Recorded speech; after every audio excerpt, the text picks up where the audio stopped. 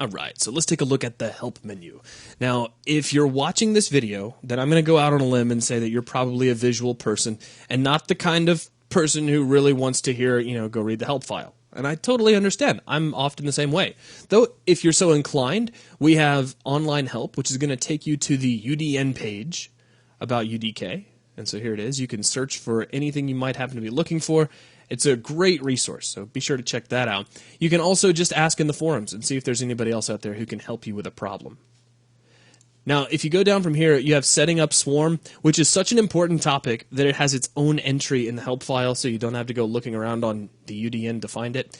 This shows you how you can set up Swarm to distribute out your building. Like if you're building a light system, you don't have to do it right here on just one computer. You can use multiple computers to get that done, which is very, very convenient and can really speed up the process. And it'll walk you through actually setting all that up.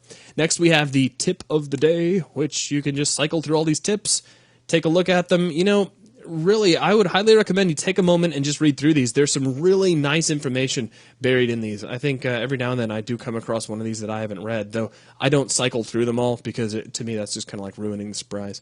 And then we have the About page, which at first glance you might, oh, well, who would ever look at the About page? But really, aside from the really cool graphic, at the bottom it has your engine version, which can be important, as well as your change list, just so that you know exactly which version of UDK you're using. So that about wraps it up for the help menu.